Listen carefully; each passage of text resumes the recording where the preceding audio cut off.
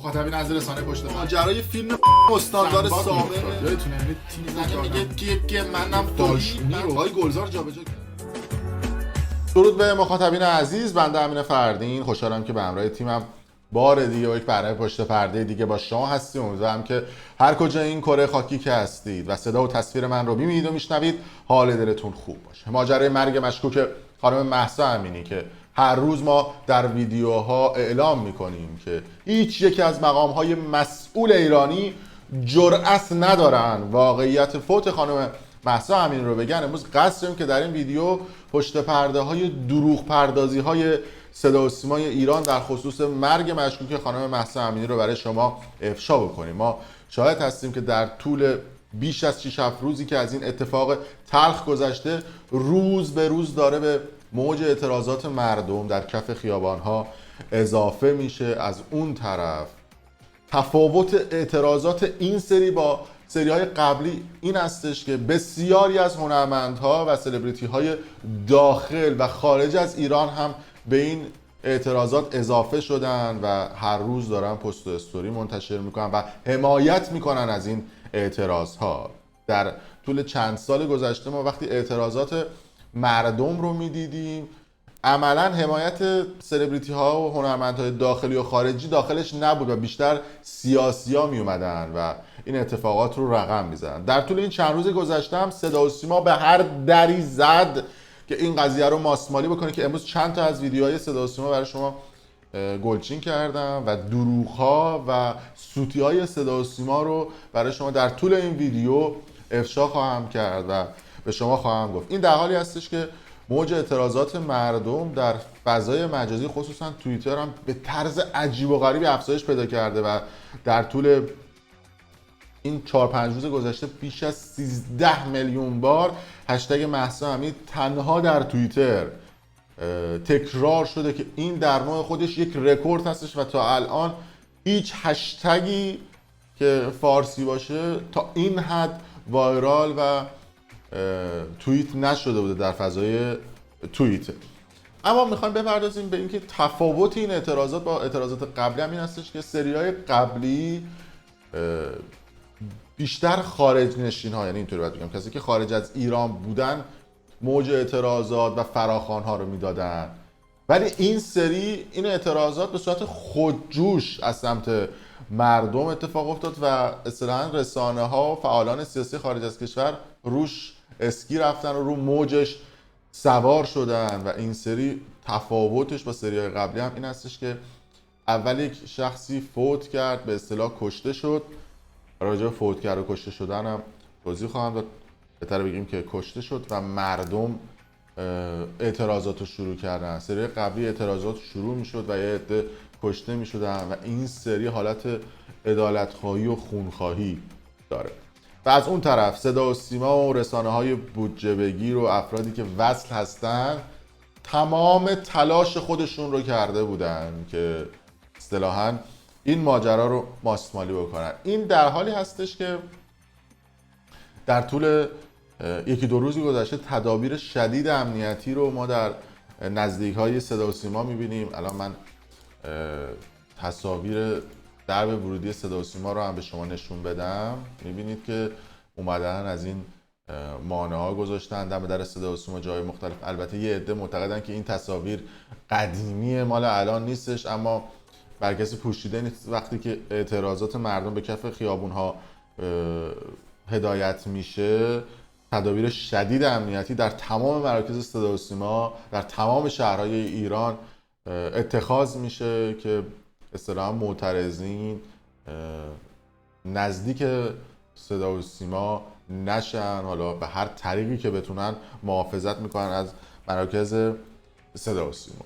اما از اون طرف داخل صدا و سیما یعنی هر آن کنتور نمیندازه دیگه، با شدت تمام سعی میکنن که این قضایا رو ماسمالی بکنن، ببرن جلو و در طول این چند سال گذشتم شاهد این قضیه بودیم. اول از همه من اشاره بکنم به دو نکته. نکته اول موضوع این مناظره آقای کرباسچی در صدا و سیمای ایران بود که میبینید این گوشه تصویر که حالا این مناظره تیکایش رو هم برای شما پخش میکنم و آقای کرباسی یا سایر افرادی که در طول این چند سال گذشته ممنوع التصویر، ممنوع الصدا، ممنوع اسم و چیزهای مختلف بودن و صدا و سیما میگفتش که اخ و توف و چیز و فلانه، ما میبینیم که چپ و راست افرادی که اصطلاح خودشون آدم‌های بد و اخیان 24 ساعت میان تو صدا و سیما و مناظره برگزار میکنن براشون که مردم میگن پشمام برگام نمیدونم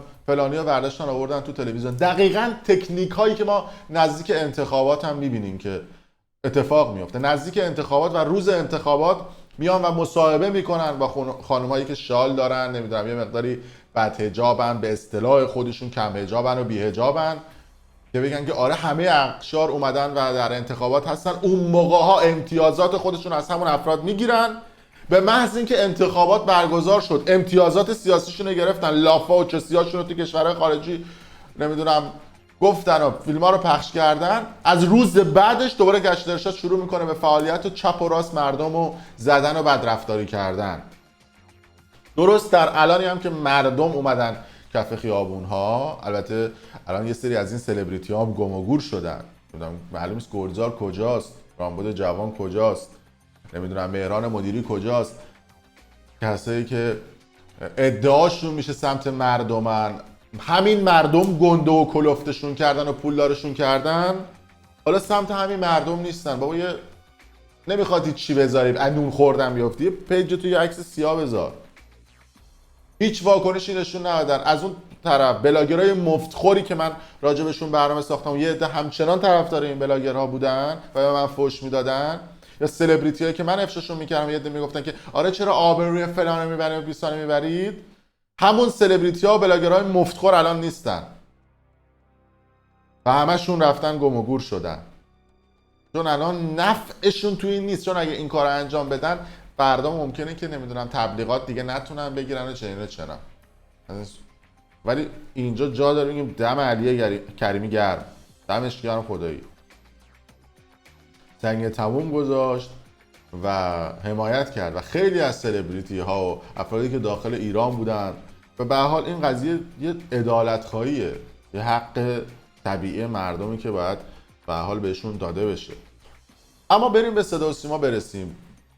داشتم میگفتم دو تا موضوع وجود داره. موضوع اول حضور آقای کرباسی و امثال همه که تا چند سال پیش، تا چند وقت پیش ممنوع صدا و ممنوع تصویر چیزهای مختلف بودن و حالا برشون داشتن آوردنشون تو تلویزیون. البته به قول این برابچه و رفقای ما اینا هم دامشون وصله، تنبونشون گیره به قول این همشهریای ما.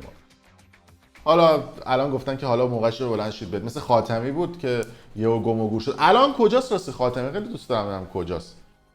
ویدیو 4 تا توییت زد الان ولی خب گم و گور شده.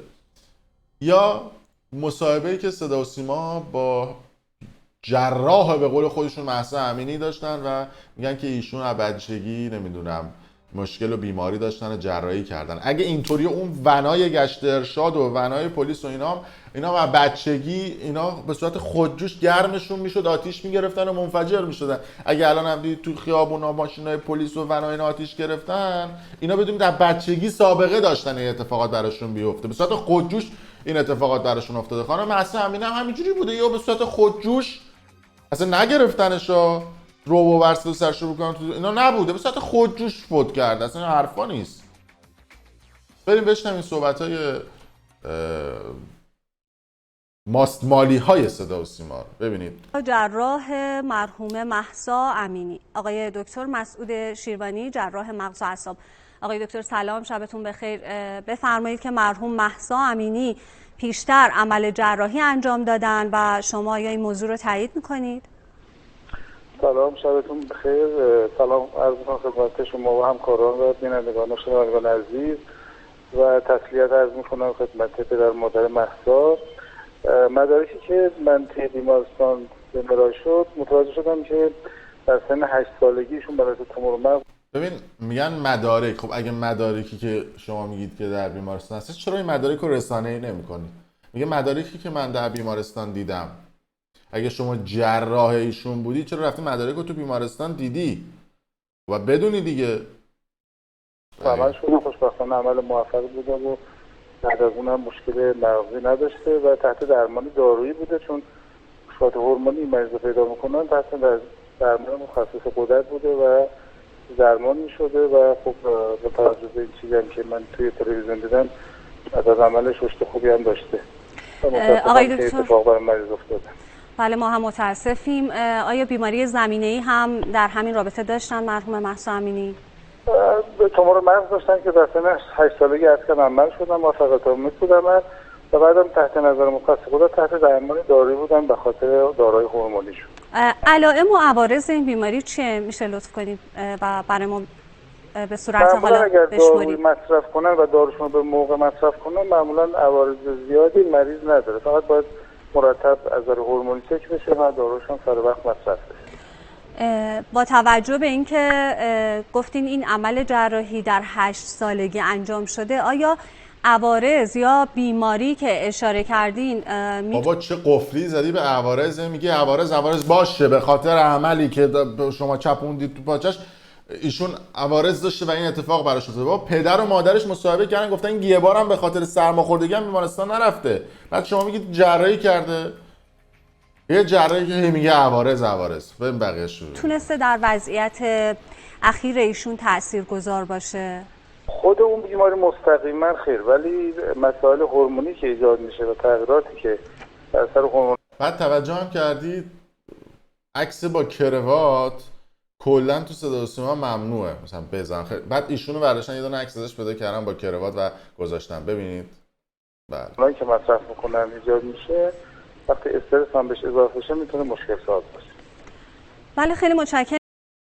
خیلی متشکریم بابت اینکه این قضیه رو خیلی شیک و مجلسی ماسمالی کردید و دمتون گرم. اما میخوام بپردازیم به این مصاحبه که یک مناظره به قول خودشون موافقان و مخالفان گشت ارشاده که برگزار کردن. یعنی مثلا فرض بکنید بیان مثلا بگن که آقا ما میخوایم طرح سیلی زدن تو گوش مردم رو اجرایی بکنیم، بعد یه هفته شروع کنن سیلی زدن تو گوش مردم و یه عده اون وسط هستن که از سیلی زدن تو گوش مردم سود میبرن، میگن آقا تو بابت هر سیلی که زدی من 10 میلیون بهت میدم. خب اون طرف هر بیشتر سیلی بزنه پول میاد تو جیبش، اونو میشونن روی صندلی تو صدا و سیما با عنوان موافق طرح سیلی زدن.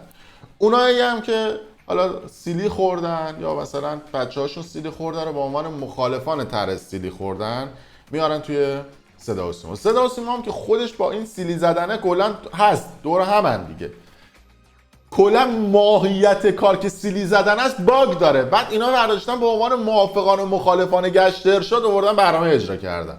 آقا کلا این گشت ارشاد کلش ماهیتش ایراد داره، مثل همون سیلی زدن است. بعد شما میایید میگید که مخالفان و موافقان این حالا اینا مهم نیست. این مناظری که برگزار شده الان که صحبتایی که آقای کرباسچی میکنه نکات خیلی مهم و کلیدیه که حالا اشاره خواهیم کرد بهش.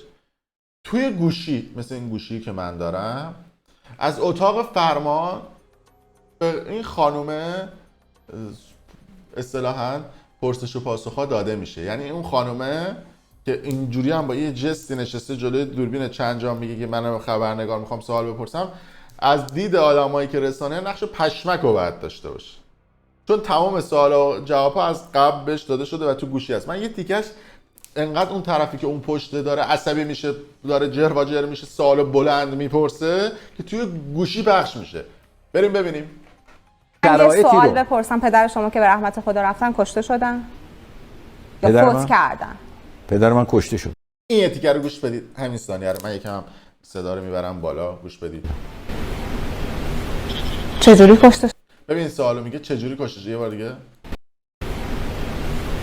چجوری کشته شد آقای؟ ببین دقیقاً صدای تو گوشی رو میشنوید. چجوری کشته شد آقای؟ برای اینکه رفتن بیمارستان درست بشه. بله کل این مناظره صدا رو میام پایین اذیت نشید لول باشه صدا. کل این مناظره کاملا از توی گوشی داره سوال و جواب ها به این خانومه داده میشه. ولی بریم بشنویم یه تیکایش که حالا با عنوان موافقان و مخالفان آقای کرباسچی صحبت کرده. ببینیم چی بوده داستانش. میگه موهاتو بپوشون، اگه موهاشو نپوشوند وقت اون مرد بغلش میکنه بذارش تو وان، توی ون به اصطلاح. وان.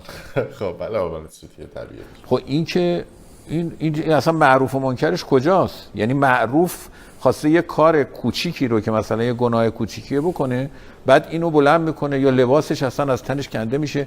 و منم تعجب میکنم آقای گنجی میگن که تا حالا ما همچین ما موارد بدتر از این داشتیم. یعنی این که به خانم‌های این مملکت اینقدر توهین شده، اینقدر تحقیر میشن. اصلا کلاس آموزشی کجای قانون، حتی کجای اون مصوب است که پلیس بیاد کسی رو مجبور کنه بگیره ببره بذاره سر کلاس آموزشی. آفرین، نکته خیلی مهمیه. این کلاس آموزشی هم خودش داستانی داره. شما یه دختر خانومی که حالا مثلا بالای 18 باشه میگیرید، معمولا دیگه میگیریدش، 10-12 سال تو سیستم آموزشی خودتون آموزش دیده. یعنی تو کودکستان و دبستان و راهنمایی و دبیرستان به علاوه مسجد محل و جای مختلف میخواستید بهش آموزش لازمه رو بدید. حالا اون طرف اگه اون آموزش رو نگرفته یا خلاف عقایدش بوده یا خلاف باوراش بوده، میخواید بیاریدش توی کلاس نیم ساعته با زور و تعهد و درز در پرونده و فحش خارمادر و ضربه زدن دیوار و چپ و راست و استرس و تشنج و نمیدونم این صحبت ها بهش تو اون کلاس نیم ساعته بگید که حجابش رو رعایت بکنه. شما فکر میکنید که این واقعا چیزی یاد میگیره و فرداش حجاب رو رعایت میکنه؟ بلکه از اون در بزنه بیرون خودمونیم 4 تا فحش خارمادر هم به خودتون میده، هم به اون آموزشتون میده، هم به اون باور مذهبیتون. اگه غیر از اینه برید نظرسنجی بکنید. این دیگه هر عقل سالم میگه یعنی خروجی 0 خواهد بود. بعدش هم من یه سوال فنی دارم. نماز جزء اوجب واجبات دینه یا حجاب؟ اصلا نماز اومده، یعنی تو قرآن و جای مختلف نماز و عبادت و اینا اومده. آیا شما یه کسی که نماز نخونه رو میگیرید میکنیدش تو ون گشت ارشاد به زور میبریدش میگه حالا نماز بخونه و وضو بگیر و این کارا رو انجام بده؟ نماز واجب تر یا حجاب؟ آقا این دوستان مذهبی و کسی که حالا تو این چند وقت سوال دیگه به حال ما داریم دور همیم دیگه. بعد شما میخواد تو اون کلاسی که تصاویر دور مدار بستش هم آوردید و خیلی هم به قول اون سرداری میگفت شیک و تر تمیز هم این کلاس برگزار شده، خروجی خواهد داشت اون؟ اگه داره بابا باری کلا این حرکتتون در تمام جهان قفله. بریم بقیه‌اش رو ببینیم. یعنی ما الان با این شکلی که اینجوری میخوایم خانم‌ها صدای توی گوشی هم دقت بکنید. اینجاشون داره صحبت میکنه صدا لوپ نمیشه که از تو میکروفون بیاد، ولی خب رو با حجاب بکنیم اصلا آبروی شیعه، آبروی دین، آبروی حکومت اسلامی رو داریم خدشه دار میکنیم. پس آقای کرباسی حجاب رو چیکار کنیم اجرایی بشه؟ خب حالا اون یعنی قیافه این خانمه رو دیدید؟ نگاه کن با چه جستی صحبت میکنه. ببینید اگر که ما حجاب رو باید یه کاری بکنیم، معناش این نیست که یه کار زشتی انجام بدیم که همه قبول داریم که آقا این کار که یه خانمی رو به زور یه مرد نامحرم بگیره. وقت من تعجبم گفتن که همراه ما همه این فیلمایی که نشون میدن همراه این خانمایی که به اسم صدای تو گوشی دقت کنید گشت ارشادن آقایون هستن. اون آقایون رو بغل میکنه میذاره تو اون که چیز نیستش. الان تو همین رفتاری که میگین پلیس با خانم‌ها داره، اگه تو جرایم دیگه هم همین رفتار رو داشته باشه شما مشکلی دارین؟ ببینید اگه یکی دزدی بکنه، اگه توی خیابون با تیرم بزننش هیچکی نمیگه که آقا دزد و شما چرا؟ برای اینکه قانون دزدی خیلی روشنه. قانون نمیدونم قانون قتل خیلی روشنه. کسی اعتراض نمیکنه، مردم میپذیرن. رفتاری که اشاره میکنید مشکلی داره تو جرایم دیگه؟ تو کدوم جرایم؟ جرایم دیگه. جرایم ببینید اگر جرمی باشه که از نظر جامعه جرم انگاریش پذیرفته شده باشه هیچ کسی اعتراض نداره. موضوع اختلاس رو مطرح کنیم. بله. یعنی من خراب به این سوال کردن این خانومم. میاد اختلاس رو با حجاب یکی میکنه. اختلاسی که آقازاده ها و فک و فامیل سایر اون افرادی که این سیستم رو راه اندازی کردن میاد میگه آقا ما اختلاس میکنیم، مردم هم سرشون رو گرم حجاب میکنیم. میاد اختلاس با حجاب یکی پشمام. اختلاس در همه جای جهان قفله، همه جای جهان باش برخورد میکنن، ولی حجاب رو در همه جای جهان باش برخورد نمیکنن. بی سواد. بله، کسی اگر اختلاس کرده بگیرن پدرشو در بیارن. آقای رئیسی قول داد که آقا ما گشت ارشاد نداریم، گشت اختلاس داریم. خب این توی یه سال گذشته که اگر سوار نشه آقای کرباسی بغلش کنن مشکلی هست؟ کی؟ اگر خانم سوار نشه و بغلش کنه. کی بغلش کنه؟ حالا رفتاری که الان اشاره کردید پلیس رو اشاره کردید. بله اشکال داره. اصلا شما حکم داری که ایشونو اینجوری دستگیر کنی؟ یه آدمی تشخیص اصلا کجا تشخیص میدید شما خب که ایشون اختلاس کرده سوار ماشین هم نمیشه، باید چی کار کرد؟ نه ببینید اختلاس کسی که حجابش رو رعایت نکرده شما با اختلاسگر یکی میکنی خانم محترم؟ قاطی نکنید. اختلاس رو هیچ کسی نمیگه نگیرید. اتفاقا همه میگن چرا اختلاس رو نمیگیرید. همه میگن چرا اون مواردی که قول دادید توی انتخابات، قول دادید توی نمیدونم، چرا اونا رو نمیگیرید. کسی نمیگه که اختلاس رو چرا نمیگیرید. خب پس با دستمند بگیرن، با تیر بزنن. فکر کنم که شما بدحجابی رو جرم نمیدونید. من عرض میکنم که طبق این قانون همه خانمای ما 80%شون مجرمن. اما چون این قانون بنا به تایید سرور عزیزمونم اجرا نمیشه توی جامعه و عواقب سوئی داره، عواقب سوءش هم برای نظامه، هم برای مردمه، هم تحقیر. شما ببینید همین گزارشایی که این روزا در اومده میگه آقا ما روزی 1000 نفر توی این خیابون وزرا تقریبا میان اونجا، همه اینا دارن تحقیر میشن اونجا. روزی 1000 نفر. بعد من میگم که اینا پورسانت میگیرن، یه عده میگن که بابا پورسانت بابت هر نفر آدمی که اینا میگیرن. خب به هر حال همه اون آدمایی که اینا رو میگیرن میارن نمیدونم کارشون رو انجام میدن، وقتشون رو که از سر راه نیاوردن، هزینه میشه، برای وقت صرف میشه، بنزین واسه همون بناتون مصرف میشه، اون آدمایی که میان شیفت کاریشونه، بودجه خرج میشه، پورسان دریافت میکنن. باید هم هر چقدر بیشتر بگیرن بیشتر میمونن سر کار. مثل این میمونه که آقا یه ساعت طرف 4 نفره میگیره میره، بعد یا اینکه بیاد 10 ساعت بمونه 10 نفره بگیره، هم 10 ساعت کارش پر میشه، هم به تعداد اون آدما پورسان دریافت میکنه. شما برای چی کارخونه ناراضی تراشی درست میکنه؟ بله حالا بریم تیکه بعدی مصاحبه. ایشون میره سراغ هم دستفروشی هم بعد قانونش کشته شده یا فوت کرده یا مشکوکه. میگن که کشته شده، میخوام مثلا این قضیه رو ماسمالی کنن. خب به صدای توی گوشی هم فقط دقت بفرمایید. اونو باید گروهی که گذاشتن تحقیق کنه. اونی که خانواده‌اش الان میگم، پدرش الان میگه، یه روایتی که پلیس میگه این کار قوه قضاییه و اون گروهی که گذاشتن. پدرش شما سهوا از زبانتون خارج شد؟ من نه، ببینید من الانم میگم، ببینید اگر ما یه کاری فرمودین کشته شده. آقا وقتی ما تصادف میکنیم که کسی رو نمیکشیم، یه نفر کشته میشه دیگه. ماسمالی‌های فول پاور صدا و سیما برای که این قضیه رو بخواد جمعش بکنه و سر مردم رو گرم بکنه. این مناظره هم که گذاشتن دور هم دیگن که فقط بگن که یه مناظره‌ای گذاشتیم و این قضیه رو اصطلاحاً جمعش کردیم که مردم نخوانه عدالت خواهی رو صورت بگیره توی این قضیه.